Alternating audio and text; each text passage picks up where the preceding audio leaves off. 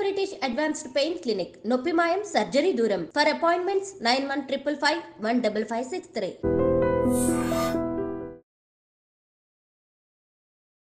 Hi hello నమస్తే welcome back to iDream Media. ఈరోజు మనతో ఉన్నారు సర్టిఫైడ్ ఫైనాన్షియల్ ప్లానర్ అయిన సుభాష్ బాబు గారు. సో ఎక్కువగా మ్యూచువల్ ఫండ్స్లో ఇన్వెస్ట్ చేయడం అనేది చాలామందికి ఈ మధ్యన అలవాటు అయింది అండ్ చాలామంది ఇన్వెస్టర్స్ వస్తూ ఉన్నారు. 25,000 కోట్లు మనకి ఎస్ఐపి ద్వారా వస్తూ ఉన్నాయి. అయితే ఎస్ఐపి అనేది ఏ డేట్స్లో చేయడం చాలా ఇంపార్టెంట్. ఏ డేట్స్లో చేయడం వల్ల మీరు ఒక మంచి రిటర్న్ అనేది చూస్తారు, అసలు ఎలా పాసిబిలిటీ ఉంటుందా, ఈ విషయాలన్నీ కూడా సార్ని అడిగి తెలుసుకుందాం. నమస్తే సార్. నమస్కారం అండి. సార్, ఎస్ఐపి అనేది చాలా సిస్టమేటిక్గా క్రమశిక్షణతో చేసే ఒక ప్రొసీజర్. దానివల్ల చాలామందికి లాంగ్ టైంలో చాలా మంచి కాంపౌండింగ్ చూసి దానివల్ల మంచి కార్పస్ చూడడానికి పాసిబిలిటీస్ ఉంటున్నాయి, చాలామంది చూశారు కూడా. అయితే ఎస్ఐపి పలానా డేట్లో చేస్తే చాలా ప్రాఫిట్స్ వస్తాయి అన్నట్టు బయట వినిపిస్తూ ఉన్నాయి మాటలు. Is it true? How it is అనేది తెలుసుకోవచ్చా? Okay, good. First of all SIP మీద చాలా మంచి అవగాహన క్రియేట్ అవుతుంది ఇండియాలో. I'm very very happy.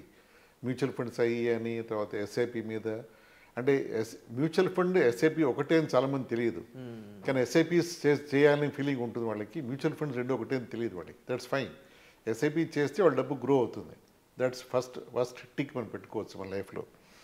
తర్వాత ఒక డేట్లో చేస్తే రిటర్న్స్ బాగా వస్తాయి అని ఒక కామన్ థాట్స్ వింటూ ఉంటాను నేను కూడా అప్పుడప్పుడు. అది వింటే నాకు కొంచెం స్మైల్ వస్తుంది ఫేస్ మీద.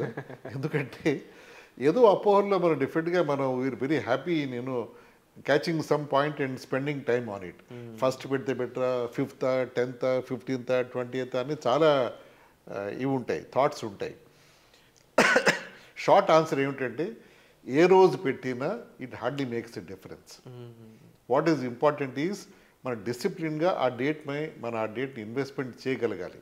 అది ఫస్ట్ స్టెప్. అది ఓకే. అసలు ఇది చెప్పేసి ఎవరికి నమ్మరు, అంటే ఏదో సాటిస్ఫాక్షన్ రాదు ఆన్సర్ చెప్పినప్పుడు. అది దాని డేటా పరంగా చూసుకుంటే మనం గత 10-15 ఏళ్ళుగా నిఫ్టీ ఒక ఇండెక్స్లో మనం total TRI Nifty TRI total return index తీసుకుని ఫస్ట్ ఇన్వెస్ట్ చేస్తే ఎంత రిటర్న్ వచ్చింది, సెకండ్ చేస్తే ఎంత వచ్చింది, థర్డ్ చేస్తే ఎంత, అలా మనం ప్రతి డేకి చేసుకుంటూ వెళ్తే గత 15 ఏళ్ళుగా ఎంత రిటర్న్స్ వచ్చాయని చూసుకుంటే ఆ డిఫరెన్స్ 0.01 to 0.02% డిఫరెన్స్ ఉంది. అంటే ఒక డేట్కి మధ్యన. సో ఆ 0.01, 0.02% అంటే డిఫరెన్స్ లేనట్టే లెక్క యాక్చువల్గా చెప్పాలి అంటే. సో డేటా కూడా స్ట్రాంగ్గా ఏం చెప్తోంది అంటే ఏ డేట్ పెట్టినా పర్వాలేదు, ఆ డేట్ మనం మెయింటైన్ చేయాలి సిస్టమేటిక్గా. ఆ పేరులో ఎస్ఐపి సిస్టమేటిక్ ఉండగా ఎలాగ ఉంది, అది చేసుకుంటూ వెళ్ళాలి. ఇంకోటి వింటూ ఉంటాం కామన్గా మనం, లంసమ్ చేస్తే బెటరా ఎస్ఐపి చేస్తే బెటరా అని. లంసమ్ ఎస్ఐపిని కమిట్ అవ్వలేను, లంసమ్ చేస్తా అని అంటారు. ఫైన్, లంసమ్ చేసినా కూడా ఇన్వెస్ట్మెంటే. అది కూడా మనం లంసమ్ కూడా జాగ్రత్తగా తగిన డేట్కి అనుకున్నప్పుడు ఇన్వెస్ట్మెంట్ చేయాలి. అది ఇంకోటి ఏమిటంటే ఎస్ఐపి చేసేప్పుడు కొంతమంది బిజినెస్ వాళ్ళు ఉంటారు, కొంతమంది శాలరీడ్ వాళ్ళు ఉంటారు. సో శాలరీ వాళ్ళకి వాళ్ళ కంఫర్ట్ బట్టి వాళ్ళ జీతం 4th, 5th, 2nd, 3rd ఎప్పుడు పడితే ఆ డేట్స్లో వాళ్ళు ఆ డేట్ రేంజ్లో వాళ్ళు ఎస్ఐపి ప్లాన్ చేసుకుంటారు. బిజినెస్ వాళ్ళ దగ్గరికి వచ్చేప్పటి వాళ్ళకి ఒక ఫిక్స్డ్గా డేట్స్లో డబ్బు రాదు కాబట్టి నెల పొడుగు వాళ్ళకి డబ్బు పడుతూ ఉండొచ్చు, వాళ్ళ ఖర్చులు పడుతూ ఉంటే వాళ్ళకి అది వాళ్ళ బిజినెస్ ప్యాటర్న్ బట్టి వాళ్ళు చూసుకోవాలి. కానీ వాళ్ళకు కూడా ఒక మెథడ్ మ్యాడ్నెస్ ఉంటుంది. ఆ బిజినెస్ కూడా ఏదో ప్యాటర్న్ మనం పట్టుకుంటారు, వాళ్ళే పట్టుకోగలరు. ఆ డేట్లో చాలామంది 10th, 15th ప్రాంతాల్లో వాళ్ళు పెట్టడం జరుగుతుంది బిజినెస్ వాళ్ళు. ఎందుకంటే అది వాళ్ళ కంఫర్ట్. ఎందుకంటే 10th కంటే నెల స్టార్ట్ అయిపోగానే డెబిట్ వచ్చేస్తుంటే వాళ్ళు ఆలోచించుకోవాలి. 10 days టైం ఉంది కాబట్టి okay 10th 50,000, 1 lakh SIP debit వస్తుంది అని వాళ్ళు దాన్ని ప్రిపేర్ అవ్వచ్చు దానికి. అంతే తప్ప 10th పెడితే ఎక్కువ రిటర్న్ వస్తుంది, 15 పెడితే ఎక్కువ రిటర్న్ వస్తుంది మాత్రం కానీ కాదు. ఏ డేట్ కంఫర్టబుల్ ఆ డేట్ పెట్టుకుంటే బెస్ట్. అది నా లెక్కలు. అండ్ చాలామందికి కంఫర్టబుల్ డేట్ అన్నా కూడా ఈ ఆటో డేట్లో తప్పుతూ ఉంటుంది ఒక్కొక్కసారి. అంటే దీని మీద ఉన్న కామన్ డౌట్స్ అడుగుతాను మామూలుగా. ఇన్ కేస్ అలా మిస్ అయినప్పుడు, చెక్ బౌన్స్ అవడం లాంటివి జరుగుతున్నప్పుడు ఏంటి జరిగే మైనస్లు ఏంటి, అలా మిస్ అయ్యాక మనం ఇమీడియట్గా తీసుకోవాల్సిన ప్రికాషన్స్ ఏంటి చెప్తారు? చాలా మంచి కోసం వేశారండి. మ్యూచువల్ ఫండ్స్ అంటే చాలామందికి అపోహలు చాలా ఉన్నాయి. ఎస్ఐపి అంటే ఈఎంఐ లాగా కంగారు పడిపోతూ ఉంటారు. డేట్ అయిపోయింది, 5th డేట్కి అయిపోయింది, నాకు ఆ రోజు కప్పుకున్న నా సాలరీ డిలేట్గా పడుతుంది, పర్వాలేదా, బౌన్స్ అవుతుంది ఎస్ఐపి పర్వాలేదా అని భయపడతారు. ఏం భయపడక్కర్లేదు. అది మీ డబ్బు, మీ ఇన్వెస్ట్మెంట్. మీరు మిస్ అయితే దానికి మీరే బాధ్యులు తప్ప మీకేం ఫోన్స్ రావు, మీకే ఇబ్బంది ఉండదు. అంటే ఈఎంఐ కట్టకపోతే వచ్చే ఫోన్స్ లాగా దీనికేం రాదు. ఓకే, 5th మీరు మిస్ అయ్యారు, 8th మీ జీతం డబ్బు మీకు వచ్చిన అకౌంట్లోకి. అప్పుడు ఏం చేయాలి? మీరు దాన్ని పర్చేజ్గా యాడ్ చేయొచ్చు, మాన్యువల్గా చేయొచ్చు, కంఫర్టబుల్గా, ప్రాబ్లం లేదు. సో మీరు వరీ అయిపోకలేదు, కంఫర్టబుల్గా దాన్ని మాన్యువల్గా యాడ్ చేసి ముందుకు వెళ్ళొచ్చు. అది మీరు హెల్ప్ చేయగలం, అది చేయాలని. నెక్స్ట్ క్వశ్చన్ దాకా ఏదో నెక్స్ట్ క్వశ్చన్ వేసారు మీరు.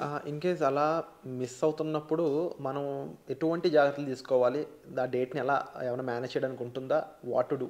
యా, ఒకటి ఆబ్వియస్గా మన ఆ డేట్ ప్రిపేర్డ్గా ఉంటే ఈ హెడేక్స్ వరీ మనం అవాయిడ్ చేసుకోవచ్చు. అన్అవాయిడబుల్గా జరిగితే నేను చెప్పినట్టు మాన్యువల్గా యాడ్ చేయొచ్చు. టెన్షన్ ఏం పడక్కర్లేదు. Thank you, కంగ్రాట్యులేట్.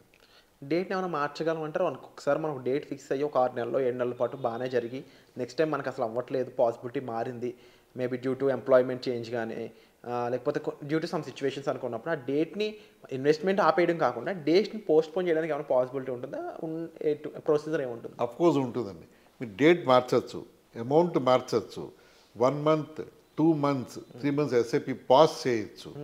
మీరు ఉద్యోగం మారుతున్నారు ఏదో కారణం వల్ల, లేకపోతే మెటర్నిటీ లీవ్, ఆడవాళ్ళు మెటర్నిటీ లీవ్లో ఉన్నప్పుడు, జీతం తక్కువ అయినప్పుడు అనేటప్పుడు 6 months 9 months ఎస్ఐపి స్టాప్ చేయొచ్చు. మీరు స్టాప్ చేసి మళ్ళీ రివైవ్ చేయొచ్చు, మళ్ళీ స్టార్ట్ చేయొచ్చు. అన్ని ఫ్లెక్సిబిలిటీస్ ఇన్వెస్ట్మెంట్స్ ఎస్ఐపి మోడ్లో ఉన్నాయి. మన ఇన్వెస్ట్మెంట్ చేయడం ఒకటే ఆలస్యం. అన్ని ప్రాసెస్లో అన్ని ఫ్లెక్సిబిలిటీస్ ఉన్నాయి, ప్రాబ్లం లేదు.